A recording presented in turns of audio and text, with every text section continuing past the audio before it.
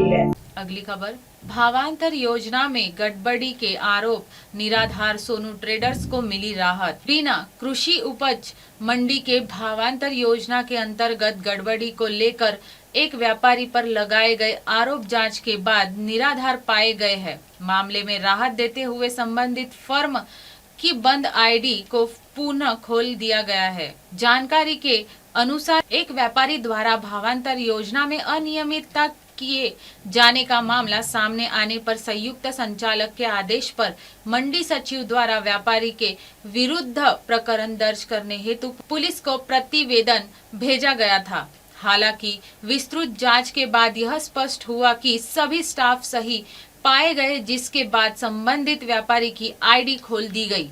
दरअसल 23 नवंबर को सहभागीय उड़न दस्ता दल द्वारा सोनू ट्रेडर्स के प्रतिष्ठानों की जांच की गई थी। उस दौरान फॉर्म के भौतिक सत्यापन में लगभग 904 क्विंटल सोयाबीन कम पाया गया था। इसके आधार पर भावांतर योजना के तहत बिना सोयाबीन खरीदी के लाभ लेने की आशंका जताते हुए करीब 12,52,253 रुपए शासन को आर्थिक क्षति का मामला सामने आया था। इस पर फर्म सोनू ट्रेडर्स को संदीप जैन पर अमानत में खयानत तथा मध्य प्रदेश मंडी अधिनियम 1972 की धारा 33 एक्ट उप विधि सन 2000 की कंडी का 19 एवं अनुज्ञपित की शर्तों के उल्लंघन का आरोप लगाया गया था। फर्म संचालक संदीप जैन ने बताया कि उन्होंने सभी स्टाफ की विस्तृत सूची वरिष्ठ अधिकारियों को उपलब्ध करा दी थी।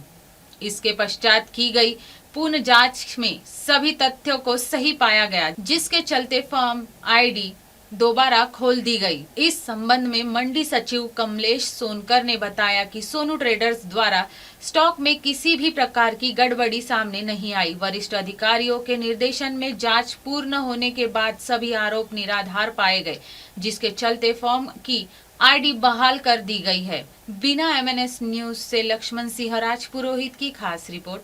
मंडी बोर्ड से कुछ समय पहले सत्यापन करने आए थे, उसमें कुछ स्टॉक कम पाया गया था, ऐसा मामला प्रकाश में आया था और आपकी गाड़ी बंद कर दी थी। क्या मामला बताया?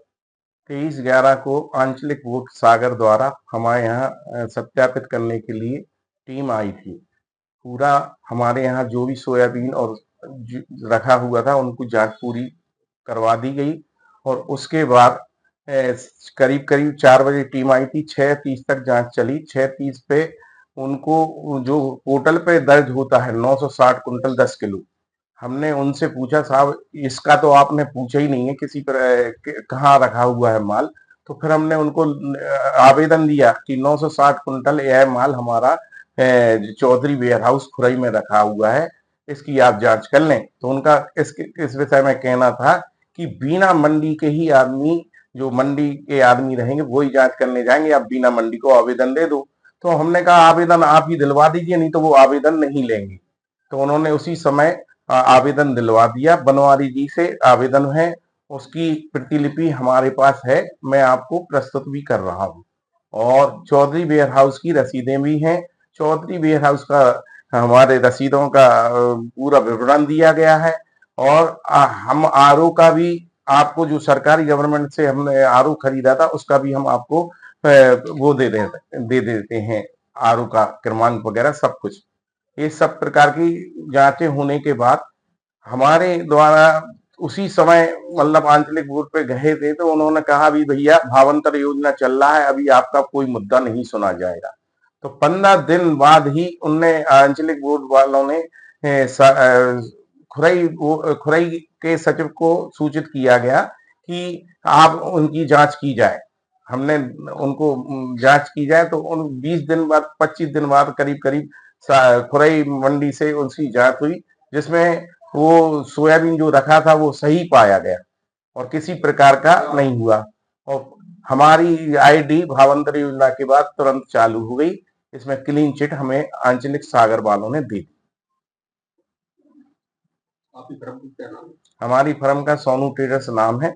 23/11 को हमारी आईडी लॉक कर दी गई थी और करीब 16 तारीख के लगभग हमारी आईडी 16 या 17 जो भी हो 16/1/2025 को चालू की गई थी 26 को। बस इसमें हमारा पत्रकार महोदयों से भी निवेदन है, जो आप खबर निकाल रहे हैं कृपया हमसे भी आप संपर्क करके बात कर सकते हैं। हम निराधार है, जो हम प्रताड़ित हुए हैं 1-1.5 महीने, उन लोगों से भी निवेदन है कृपया हमारी मानसिक हालत उसकी वजह से थोड़ी खराब हुई है। आप लोगों से भी निवेदन है, कोई भी अगर आप पत्र छापते हैं तो सामने वाले का व्यू लेना चाहिए। आप लोगों से यही निवेदन है और हम आपके सहयोग से आशा से आए। आप देख रहे हैं ठीक है, चलिए।